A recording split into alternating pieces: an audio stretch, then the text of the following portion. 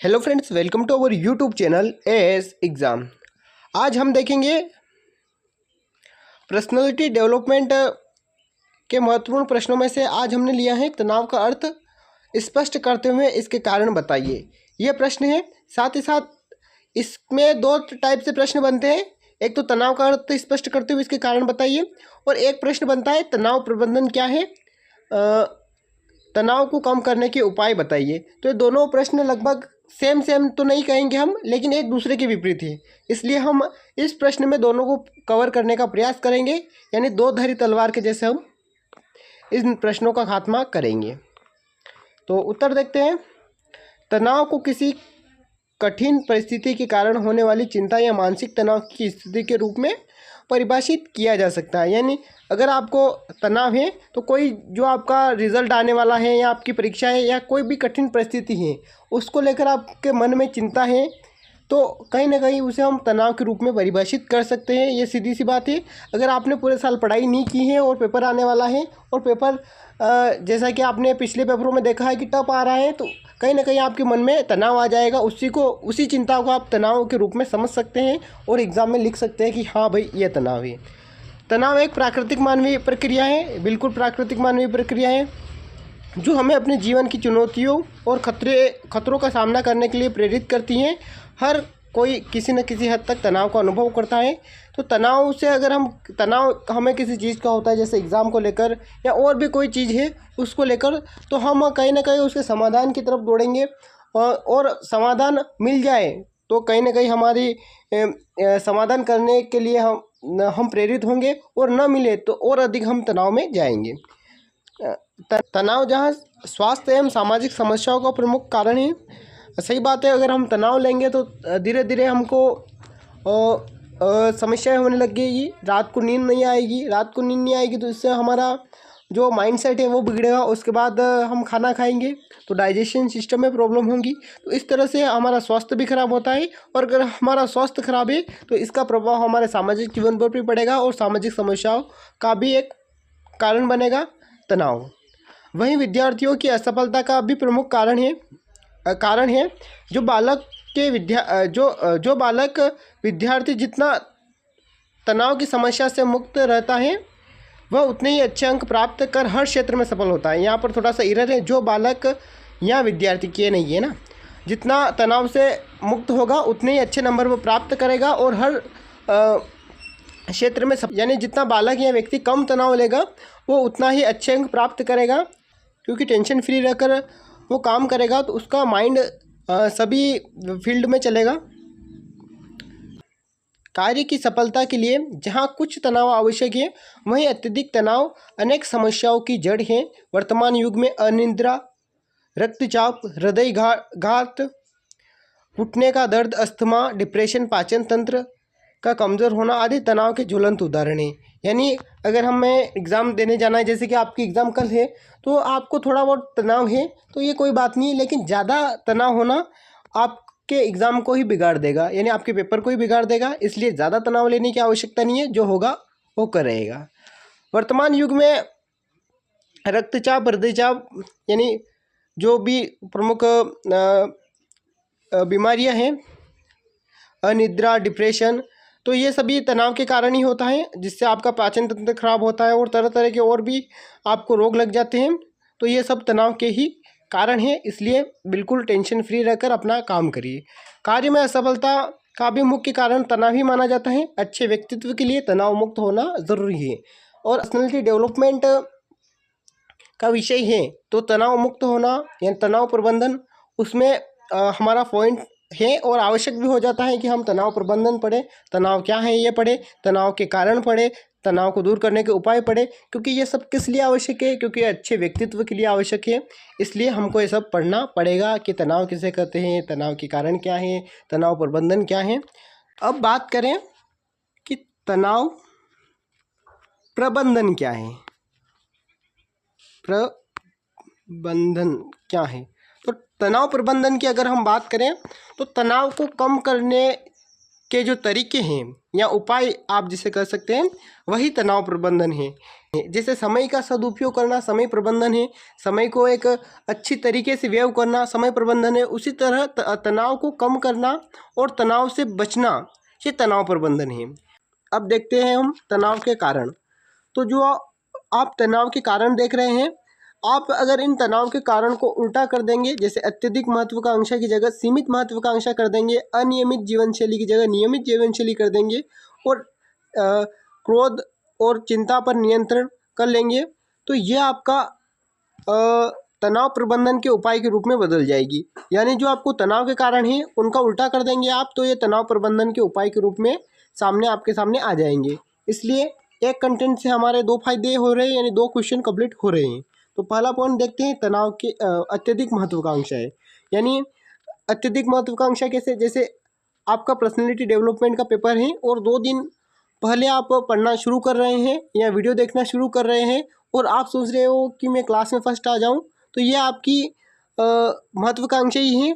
और ये मतलब उचित महत्वाकांक्षा नहीं है, क्योंकि क्लास में फर्स्ट आने की महत्वाकांक्षा कौन रख सकता है? जो विद्यार्थी पर्सनैलिटी डेवलपमेंट का सिलेबस इकाई वाइज कंप्लीट कर रहा है, समझ रहा है और लगभग 6 महीने 3 महीने से उसी का नियमित रूप से अध्ययन कर रहा है, वो महत्वाकांक्षा रखे कि मैं क्लास में फर्स्ट आऊँ, तो ये बात सही लगती है। लेकिन 2 दिन पढ़कर आप क्लास में फर्स्ट आने की महत्वाकांक्षा रखते हैं, तो ये गलत बात है। तो ये तनाव प्रबंधन का कारण है, तनाव का कारण है। और तनाव प्रबंधन के कारण में क्या आ जाएगा? सीमित महत्वाकांक्षा, जैसे कि मैं 2 दिन पढ़ रहा हूँ, अच्छे नंबर आ जाए तो ठीक, लेकिन पास हो जाऊँ ये भी ठीक। तो ये आपका तनाव प्रबंधन के रूप में एक उपाय हो सकता है। अब बात करें अनियमित जीवन शैली। अनियमित जीवन शैली से तात्पर्य यानी कुछ भी नियमित न होना, न तो सोने का समय नियमित, न उठने का समय नियमित, न खाना खाने का समय नियमित। यानी अनियमित लाइफ स्टाइल से आपका क्या होगा? आपका स्वास्थ्य खराब होगा। सबसे पहले स्वास्थ्य खराब होगा तो आपको एक मानसिक तनाव आएगा, यानी मानसिक परेशानी आएगी, जिससे आपका तनाव बढ़ेगा, यानी तनाव के कारण हो सकता है। लेकिन नियमित जीवन शैली यानी नियमित लाइफ स्टाइल ये आपका तनाव कम करने में सहायक होगी, यानी तनाव प्रबंधन के उपाय के रूप में सिद्ध होगी। यानी आप ठीक समय से उठेंगे, ठीक समय से सोएंगे, तो ये कहीं ना कहीं आपके एक मेंटली हेल्थ को भी डेवलप करेगी और कहीं ना कहीं आपका विकास अच्छा होगा। इसलिए अनियमित जीवन शैली तनाव का कारण है और नियमित जीवन शैली तनाव प्रबंधन के उपाय हैं। अगला बात करूं, अत्यधिक चिंता या क्रोध। तो जब हम किसी चीज़ को लेकर अत्यधिक चिंता करते हैं, जैसे एग्ज़ाम पेपर हुआ कि कल एग्ज़ाम है और क्या करें, अभी थोड़ा बहुत पढ़ा है और वो भी दिमाग से जा रहा है, तो इससे कहीं ना कहीं आपका तनाव बढ़ेगा। और क्रोध यानी किसी ने आपका पेन तोड़ दिया और या आपकी गाड़ी में थोड़ा बहुत नुकसान कर दिया, इससे आप बहुत ज़्यादा गुस्सा हो जाते हैं और अपना संयम खो देते हैं। तो यह कहीं ना कहीं बाद में आपको ही भुगतना पड़ेगा। सामने वाले को तो 2 बात सुन लेगा और चला जाएगा, लेकिन जो नुकसान हुआ है और जो आप करोगे उसके बाद नुकसान, तो कहीं ना कहीं ये सब आपको ही भुगतना पड़ेगा और यह आपके तनाव का कारण बनेगा। इसलिए चिंता पर नियंत्रण, क्रोध पर नियंत्रण, यह आपका तनाव प्रबंधन के उपाय के रूप में ऐड हो जाएगा। तो दोनों तरफ से दोनों प्रश्नों के उत्तर आपको मिल रहे होंगे। कम समय है आपका एग्ज़ाम का, तो कहीं ना कहीं यही बेस्ट तरीका होगा पढ़ाने का। अब है समय का कुप्रबंधन। समय का कुप्रबंधन यानी जैसे कि आपको कल एग्ज़ाम है और आप आज पढ़ने बैठे हो कि 2 घंटा पढ़ ले, लेकिन आपने थोड़ा मोबाइल चलाया और आप 1 घंटा तो मोबाइल चलाने में ही निकाल दिया, तो इससे आपका समय वेस्ट हो जाएगा और कहीं ना कहीं बाद में आपको तनाव होगा कि मैंने कुछ नहीं पढ़ा, अब क्या होगा, तो कहीं ना कहीं एक तनाव की तरफ ले जाएगा। लेकिन समय का प्रबंधन यह आपको तनाव को कम करने के रूप में साबित होगा, यानी तनाव प्रबंधन के उपाय के रूप में सिद्ध होगा। क्योंकि अगर आपने जैसे कि आपके 2 दिन बाद एग्ज़ाम है और आपने अभी से एक शेड्यूल बना लिया है कि मैं 3 घंटे पर्सनैलिटी डेवलपमेंट पढ़ूंगा, 4 घंटे पर्सनैलिटी डेवलपमेंट पढ़ूंगा, तो इस रूटीन को आप फॉलो करेंगे तो कहीं आपको पेपर में थोड़ा आत्मविश्वास देखने को मिलेगा। अगला पॉइंट है सुविधावादी जीवन शैली। अब सुविधावादी जीवन शैली क्या है?